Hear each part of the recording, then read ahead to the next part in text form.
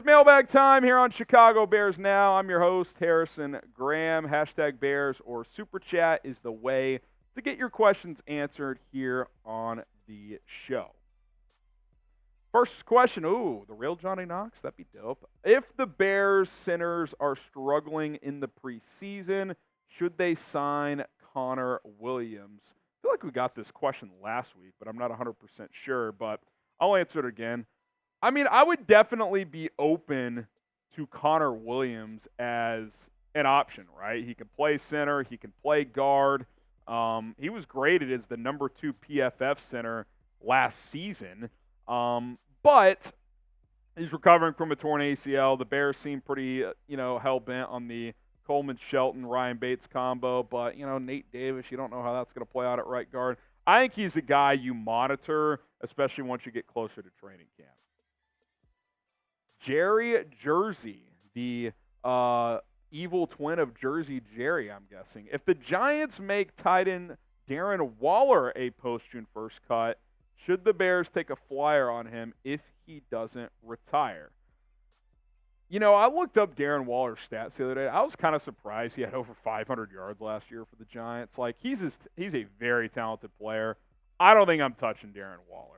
There seems to be something going on in his personal life. I think he just released a mixtape of dissing his I haven't listened to it yet, but I saw this making the circles on social media of with him and Kelsey Plum because they got divorced. Something seems off there. And what's the old Bill Parcells quote? If you're thinking about retirement, you're already retired, which he's been mulling that apparently this offseason.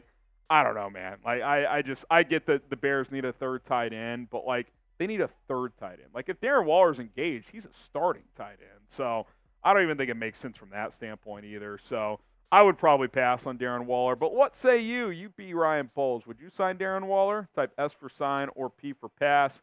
I mean, a non-guaranteed vet minimum deal, I guess there's no harm. But, again, I don't think that's a direction the Bears are going to go in here. We got Frosty. Proxy is my daddy. Okay. People not focused on Sweats at OTAs. He's not as hyped up as he should be first full season this year. I think Montez Sweat has earned some equity here. He transformed the defense last year in a short amount of time. Earned a payday. Sure, you'd rather him be there and be a tone setter. If he skips mandatory minicamp or something like that, we can have a conversation. But certain guys earn equity based on how they perform, and I think he is in that category. A guy like Nate Davis, not in that category. I think that's two completely different situations. Andrew 8, should I take over at 8? What does it say? 8 wins? Should I take the over at 8 wins? I think you should, man. I would take the over. I've seen it 7.5, 8, 8.5. If you find 7.5 anywhere, that's an automatic take the over. 8.5, I still would. I feel comfortable with 9. This schedule is pretty manageable. It gets tough at 8.5, but I would take the over. John Orticelli, I really think Austin Booker is going to be a stud. I think he could get there. He's got the tools to be there, but he's pretty raw, man. He played a limited amount of snaps in college. I'll say this, and our producer today, Coop, will appreciate this. Kelvin Banks, who's going to be a first-round pick next year at Texas, he said the toughest guy he went against last year was Austin Booker at Kansas. So Booker gave him fits a couple of times. So listen, he's got talent. He's powerful.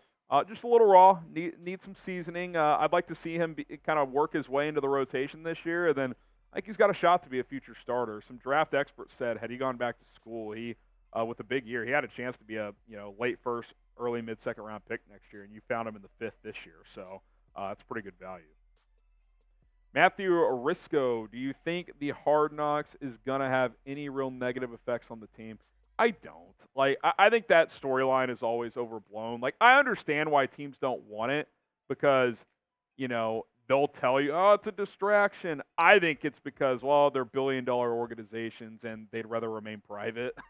That's my take on things. But I'm not saying it's no distraction at all. But at the same time, I don't think there's some like X's and O's tangible reason you're going to win or lose a game in the regular season because of some clip on Hard Knocks. I don't know. I think if you have the right attitude about it, embrace it. I think it could be a good thing. Embrace being a team in the spotlight for once.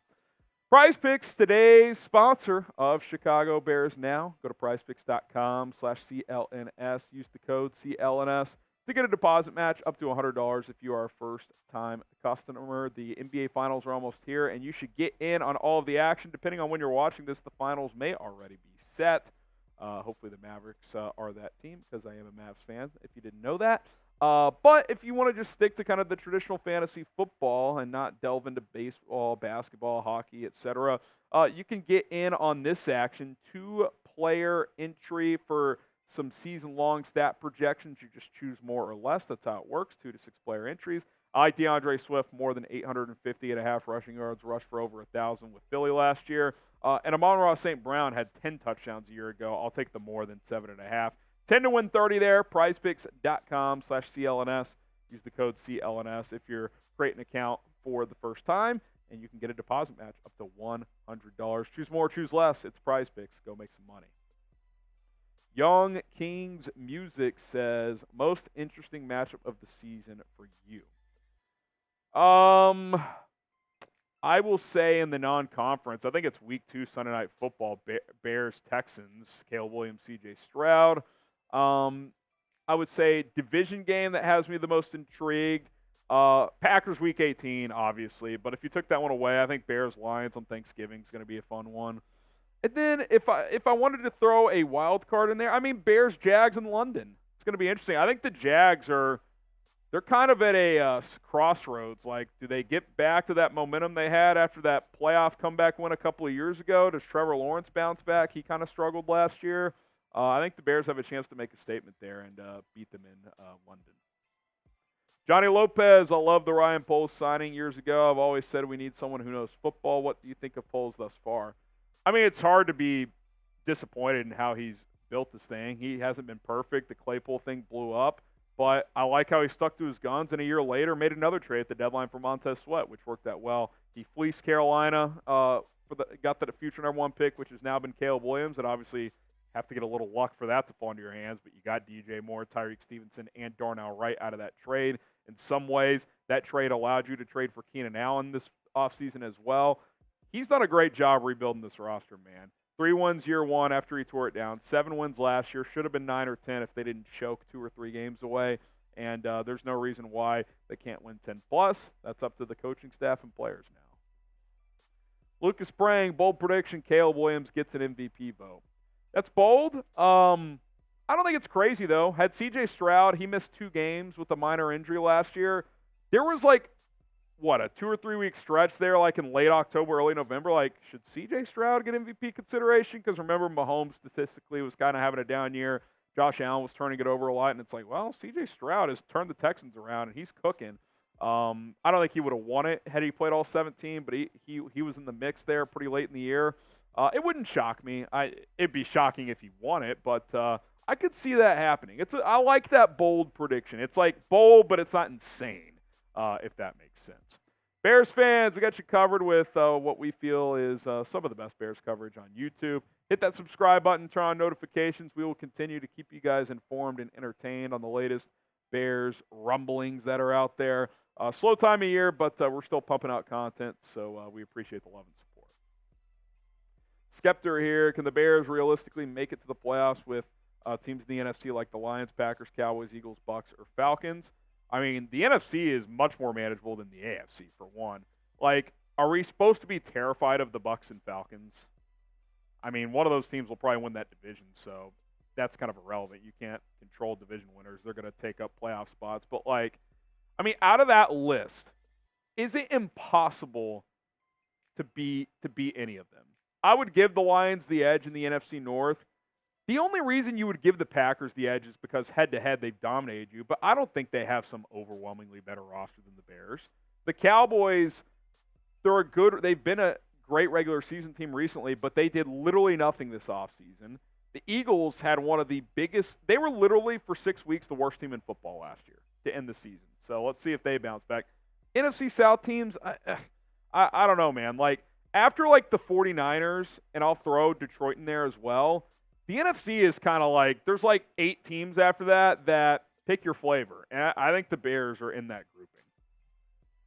Sean, so Brisker has a history of missing a lot of games due to injury. Can you tell us who the backup safeties are? They will be playing due to Brisker. Well, let me pull up just first of all his how many games he has missed. He's checked out of some games from time to time. He's missed 4 games in 2 years. He's played 15 games in each of his first 2 seasons. So I wouldn't say that's like a crazy history. He's had a couple of concussions, so that's pause for concern. But you have Jonathan Owens, who's a huge upgrade over Elijah Hicks. That's Mr. Simone Biles there, for those who don't know. Elijah Hicks has gotten some playing time. You know, he's not great, but he's at least gotten out there some. Kevin Byard has never missed a game in his career, so that's an upgrade over Eddie Jackson. I think you're fine at safety. Owens has started a lot the last 2 years with Houston and Green Bay. If he needs to play a handful of games, I think he can hold his own. By the way, send in your best trade ideas. Put them down in the comments. You can message them to me on social media as well. At HGramNFL, Twitter, and Instagram is where you can do that.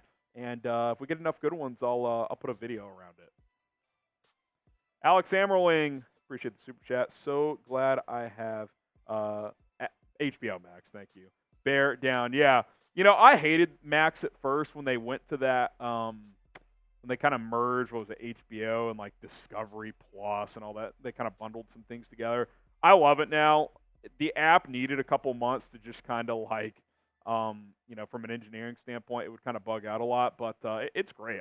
Max is close to Netflix for me with just what you get out of it. And yeah, you've got access to Hard Knocks. So yeah, if you don't have Max, you better get it. Jacob, time for my yearly way too early Super Bowl matchup plus winner comment. What are your picks? I mean, my May picks, I'll just roll with the Chiefs in the AFC to make it because until proven otherwise, they're the only 2 times since Mahomes has been the starter in this league, he hasn't been in the Super Bowl. His second year in the NFL, first year as a starter, if D4 doesn't line up off sides, they go to the Super Bowl. They lost in overtime to the Patriots, and then they collapsed against the Bengals and lost in overtime like 4 years later. He's never even lost in regulation in the AFC Championship game. So I will take the Chiefs in the AFC. In the NFC, I mean, I guess the team to beat is the 49ers, but it feels more wide open. I think there's some drama with that wide receiver situation. So, you know, I'm not going to make an official pick here, but it's cliche. I'll run it back with the same matchup for now, but I will probably change those picks between now and September. All right, if you didn't get your questions answered, you can still hit me up on social media. Again, it's at HGramNFL, Twitter, Instagram, same handle. You can find me over there. And again, throw some trade ideas my way, and we'll try to get some answered.